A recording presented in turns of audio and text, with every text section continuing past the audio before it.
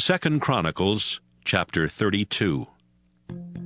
After King Hezekiah had faithfully obeyed the Lord's instructions by doing these things, King Sennacherib of Assyria invaded Judah. He attacked the fortified cities and thought he would capture every one of them.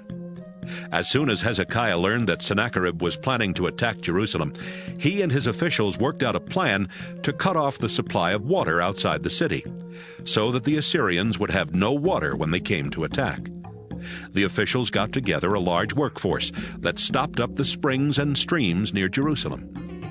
Hezekiah also had workers repair the broken sections of the city wall. Then they built defense towers and an outer wall to help protect the one already there. The landfill on the east side of David's city was also strengthened. He gave orders to make a large supply of weapons and shields, and he appointed army commanders over the troops. Then he gathered the troops together in the open area in front of the city gate and said to them, "Be brave and confident. There's no reason to be afraid of King Sennacherib and his powerful army. We are much more powerful because the Lord our God fights on our side. The Assyrians must rely on human power alone." These words encouraged the army of Judah. When Sennacherib and his troops were camped at the town of Lachish, he sent a message to Hezekiah and the people in Jerusalem. It said, "I am King Sennacherib of Assyria, and I have Jerusalem surrounded. Do you think you can survive my attack? Hezekiah, your king, is telling you that the Lord your God will save you from me. But he is lying, and you'll die of hunger and thirst. Didn't Hezekiah tear down all except one of the Lord's altars and places of worship? And didn't he tell you, people of Jerusalem and Judah, to worship at that one place? You've heard what my ancestors and I have done to other nations. Were the gods of those nations able to defend their land against us? None of those gods kept their people safe from the kings of Assyria. Do you really think your God can do any better? Don't be fooled by Hezekiah. No god of any nation has ever been able to stand up to Assyria. Believe me, your God cannot keep you safe." The Assyrian officials said terrible things about the Lord God and his servant Hezekiah. Sennacherib's letter even made fun of the Lord. It said, "The gods of other nations could not save their people from Assyria's army, and neither will the God that Hezekiah worships." The officials said all these things in Hebrew, so that everyone listening from the city wall would understand and be terrified and surrender. The officials talked about the Lord God as if he were nothing but an ordinary god or an idol that someone had made. Hezekiah and the prophet Isaiah, son of Amos, asked the Lord for help, and he sent an angel that killed every soldier and commander in the Assyrian camp. Sennacherib returned to Assyria completely disgraced.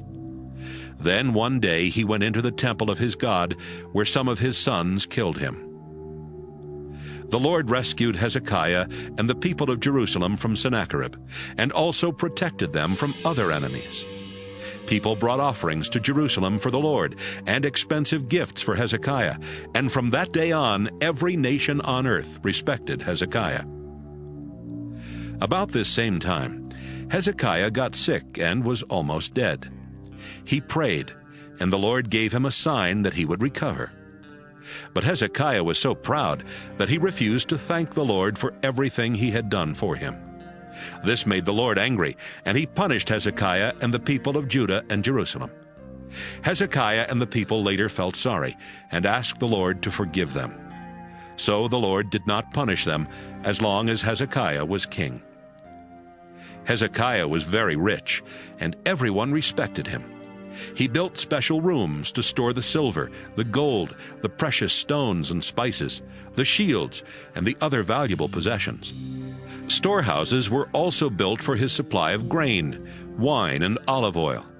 Barns were built for his cattle, and pens were put up for his sheep. God made Hezekiah extremely rich, so he bought even more sheep, goats, and cattle, and he built towns where he could keep all these animals. It was Hezekiah who built a tunnel that carried the water from Gihon Spring into the city of Jerusalem. In fact, everything he did was successful. Even when the leaders of Babylonia sent messengers to ask Hezekiah about the sign God had given him, God let Hezekiah give his own answer to test him and to see if he would remain faithful. Everything else Hezekiah did while he was king, including how faithful he was to the Lord, is included in the records kept by Isaiah the prophet. These are written in the history of the kings of Judah and Israel. When Hezekiah died, he was buried in the section of the royal tombs that was reserved for the most respected kings, and everyone in Judah and Jerusalem honored him. His son Manasseh then became king.